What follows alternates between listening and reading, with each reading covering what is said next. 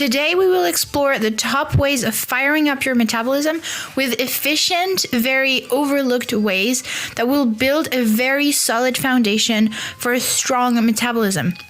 It's something everybody wants to do because it makes weight loss easier, increases your energy levels, enables you to sleep better, improves your fitness performance, and reduces the risk of cardiovascular disease.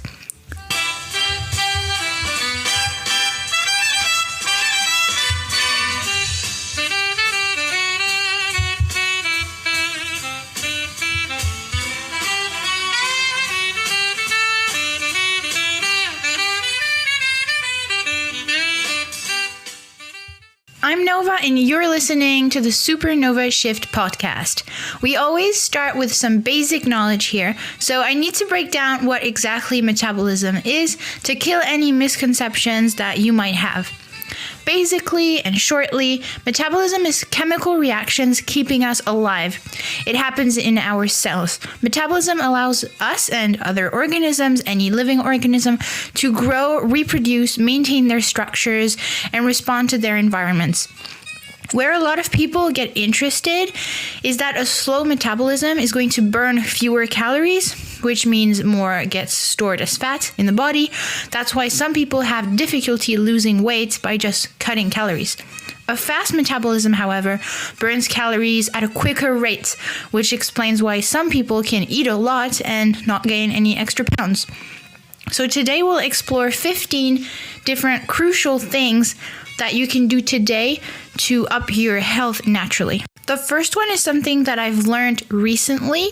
It's called NEAT, and it stands for non-exercise activity thermogenesis. And it's basically the amount of energy spent by the body for any activity that does not include sleeping, eating, or exercising. So it's the little movements you do all day, not workouts, and they burn more calories than you think they would. So fidgeting, standing, walking while talking, cleaning, pacing, these small activities will add up. And people with high NEAT, so people that are more active than those who sit all day, can burn up to 2,000 or more calories a day. So you can try standing while studying. I know that this influencer Growing Ananas have made a video where she had this standing desk, and then she had a treadmill where she would walk while, for example, studying or whatever desk work she would do or editing her videos. She would do it while walking, and it would burn way more calories than she thought it would. But a big thing here is taking walks after meals. That is peak for digestion, especially after dinner, because you don't just have dinner and then sit around and then go to bed. It helps digest and even sleep better. Or do light housework in between meals, or walk during phone calls. All of those are good. The second one is something that I've talked about on my sauna episode. You can go and check that one out. It's really good. Regular cold exposure. It doesn't have to be cold plunges. I know that not everybody has a swimming pool with a cold plunge next to their house, but you can also do cold showers, and it increases brown fat and thermogenesis, which is the rate at which you burn calories. So check out our amazing sauna episode to learn everything about saunas and sauna culture. But basically, cold plunges and cold showers are going to stimulate brown adipose tissue, which burns energy to create heat. Adipose tissue basically means body fat. And a lot of studies have shown that it can improve insulin sensitivity and increase resting energy expenditure. So you do your cold shower or cold plunge, and then you burn more calories later, even though you're doing nothing as a result. So now moving on to the third one. Oh wait, I just realized. I said that thermogenesis was the... I don't even remember what I said, but it was wrong, because thermogenesis is the process of heat production in organisms. I don't know what I said, but that was wrong. So the third one is a big one that I've realized fully recently. It just hit me. Eating enough protein. Eating enough, but especially protein. Undereating is going to slow your metabolism dramatically, even if you're trying to be lean. So when you're eating too little, the body adapts by slowing thyroid function and calorie burn to survive. A really interesting fact that I think everyone should know is that protein has the highest thermic effect of food, TEF, which means that it burns 20 to 30% of its calories just in digestion. In the last month, especially in the last week, I've tried to eat way more protein. And I don't know if it's a result of that, but honestly, I think my metabolism has been better because I'll eat like a pretty big amount. Like, I'm not starving myself, obviously. I work out as usual, but I won't snack in between my meals, of course. I stick to breakfast, lunch, and dinner. But then I'll be starving before my meals because I guess that it's my metabolism that has been better. I don't know. But I realized that honestly, a lot of all my friends, all my family, basically all the people I know are under eating their protein, and protein is one of the most important things that you should be eating, and not eating enough of it is so bad. It has an endless list of really, it's the building blocks of your body. Like, you need protein. What I did to calculate roughly how much protein I needed is I gave ChatGPT my age, my gender, my weight, my height, and how much I exercise, like the different types of exercise. I included a lot of details. And so I should be consuming about 120 to 140 grams of protein per day. But the strict minimum for a person is 30 grams of protein per meal. And for example, a can of tuna has 30 grams of protein, a chicken breast has 30 grams of protein, 5 eggs has 30 grams of protein, and that is the strict minimum for any person, the strict minimum in protein. So what I did was include a lot more protein in my breakfast and then in my lunch and in my dinner. So I would eat this little bowl with some quinoa, some veggies, some beans, and then top it with an egg, maybe some tuna, or really rich in protein.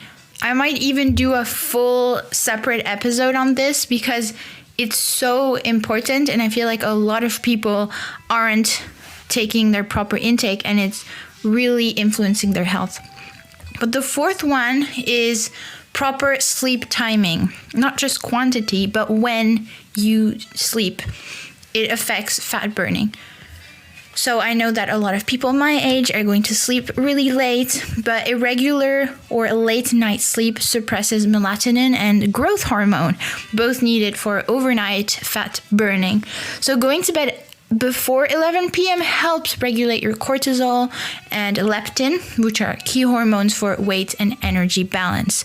So all the people my age that are going to sleep super late and saying that they're living their social life or whatever, I personally have been criticized by my own family by going to sleep really early. I usually like to go to sleep. I aim for 9. Of course, during summer, for example, sometimes I go to sleep at 10 or 10:30, but I really try and aim for 9 for a lot of reasons, but that's one reason. And I've been told that my social life wasn't going to be that good, that I wouldn't meet young people because I was going to sleep so early, but I'm prioritizing my health, sorry. The fifth tip for boosting your metabolism is breath and CO2 tolerance. So nasal breathing, like breathing through your nose and box breathing, because low CO2 tolerance is going to give you sluggish oxygen delivery and it's going to give you a sluggish metabolism. This seems really obvious to me. Obviously, if you don't breathe enough air, you're going to be unhealthy. That seems a little obvious to me. But if you look around you, if you pay attention to how people around you are breathing, a lot of us don't know how to breathe. A lot of adults are unconsciously holding their breaths. I mean, if you watch people breathe, you will notice that they're breathing funky. So it's important to train your CO2 tolerance through nasal breathing or slow breath work, just paying attention how you're breathing throughout the day. That's doing simple things like that are going to boost your endurance, improve your oxygen efficiency, and increase parasympathetic tone for better digestion and faster recovery. So trying 3 to 5 minutes of deep breathing or meditation, again, I've recommended this so many times in my episodes, but the Jon Kabat-Zinn meditation on YouTube are really good. He has a lot of meditations. You can go ahead and do them before you go to sleep.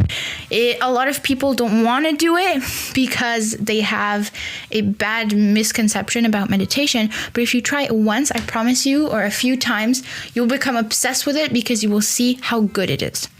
The next thing for a better metabolism is short bursts of HIIT or Tabata, but not overdoing cardio. I know some people are doing cardio for an hour or crazy things, but it turns out that some studies suggest that a few intense sprints beat long cardio when it comes to metabolism. So true HIIT, like a 30-second sprint, 90 seconds rest, and repeat 4 to 6 times, can raise metabolic rate for 24 to 48 hours.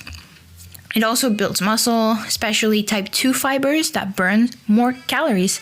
And dancing can also be it if you're a dancer.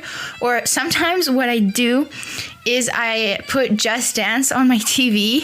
You don't even need to have the video game. You can just type Just Dance on YouTube and then do them. It's so fun. It might sound weird and goofy, but it's actually really fun. And it is a form of cardio. The 7th thing is resistance training, heavy or body weights if you don't like lifting weights. This is really trendy, so I feel like a lot of people are on this. But muscle is your metabolic gold because just 1 kilo of muscle burns about 13 calories a day at rest. So when you're doing nothing, and over time, that's a really big shift. That's why most people trying to lose weight, doing dumb fad diets, never actually have sustainable results. You need to build muscle in order to lose weight or just be healthy in general. So obvious to me, but by glancing on some parts of social media, I can tell a lot of people are not getting it. They're still starving themselves and just going in this endless cycle. Please just eat protein and fiber and vegetables to get your vitamins and your minerals. Work out, build muscle. That's just the secret. It's so simple.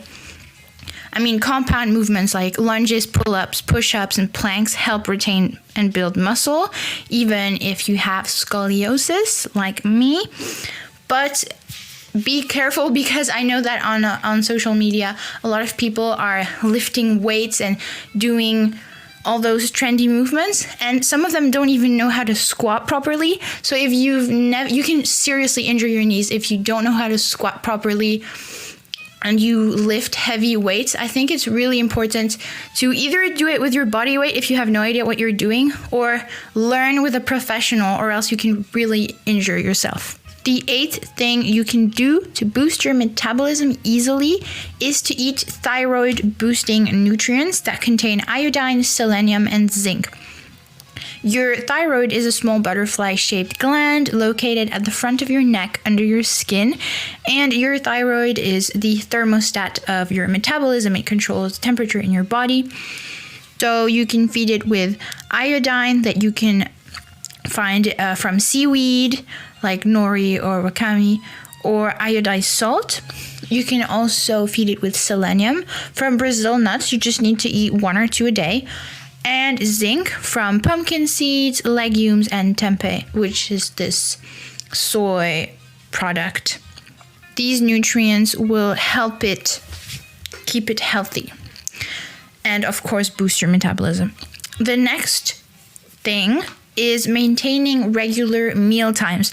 Skipping meals or eating at random time, like snacking, confuses your metabolism.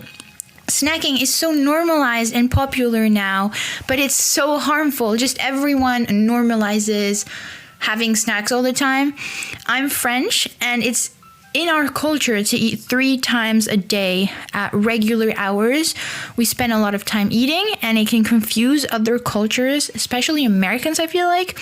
But we eat really slowly, and it's just in our culture to eat with our family and talk. And we eat different types of courses, like vegetables and protein, then cheese, then a little salad, then a fruit. That way you feel satiated and full even if you didn't eat that much, and never feel like having a snack mid-afternoon. Normally, if you get enough protein for your body's needs, you should not feel hungry in between meals or have random sugar crashes. That is not a good sign. Now, I'm not saying that French people don't snack. They do. A lot of them do. But if you stick to what our culture says, you shouldn't. Now, keeping regular meal timing is important, like 3 meals, plus if you need a healthy snack before working out, helps stabilize blood sugar, cortisol rhythm, insulin response. This way, you have better fat burning and muscle retention. If you've watched our previous episode, a bunch of episodes ago, about gut health, you know how important it is. And now you know that gut health equals metabolism health. A diverse, thriving microbiome increases metabolism, literally. Certain gut bacteria are directly linked to higher metabolism and better insulin sensitivity. So eat fermented foods like kimchi, sauerkraut, garlic, onions, fermented veggies, tempeh, fiber from veggies. Check out our gut health episode for a full breakdown of everything to know on the subject. I give you grocery lists. I explain everything about probiotics and if they're worth it or not. I explore different studies. I explain what the gut microbiome is. Everything you need to know. The next one is to use cinnamon and ginger. It sounds so simple, but both can increase metabolic rate slightly by improving insulin sensitivity and digestion. And it's so simple. All you need to do is sprinkle cinnamon on your oats or in your drinks even, in like hot chocolate, or use ginger tea, drink ginger tea in the evening or in the morning. Or you can stir both into smoothies or stir fries. It's also really good and tasty that way. If you make a stir fry, you can just take ginger and cut it into little pieces and put it in there and taste delicious. The 12th tip is better posture, because better posture is going to equal better breathing, and better breathing equals better metabolism. So conscious postural work helps improve oxygen delivery and internal core tone, which boosts your metabolism. So focus on postural correction exercises or Pilates style core and back engagement. Like, it's really great for deep abs and deep postural back muscles. And this creates deep core strength and frees up your lungs and digestive organs, enhancing cellular metabolism and digestion. Now, I have scoliosis, so I had to focus a lot on my posture and do a lot of postural exercises. And one of the things that I did to engage my deeper muscles in my back, it's muscles that are not visible because, it's not the kind of muscles that you can flex, but it's actually in your lower back or mid back, and it's going to help with your upper back through anatomy. I'm not going to explain everything, but basically what I would do is go against a wall and squat against a wall, and I would use a broomstick that I would hold in different positions or above my head, for example, and squat against a wall. It is way harder than you think, and it would burn my muscles, the muscles that I was talking about. I did a bunch of other postural exercises, and your deep abs are also going to directly influence your posture.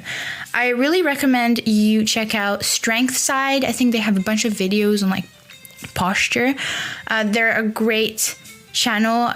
If you've listened to my top YouTubers to listen to in 2025 episode, you can definitely check that one out because it's also really good. We're slowly but surely heading towards the end, but this is our 13th tip to boost your metabolism, is to hydrate, but with electrolytes, because plain water is great, but minerals equals cellular firepower. So electrolytes like magnesium, potassium, and sodium are key for muscle contraction, energy production, and thyroid and adrenal function. So try adding a pinch of sea salt or a squeeze of lemon in your water, especially after workouts or saunas if you do them. I love coconut water for natural electrolytes.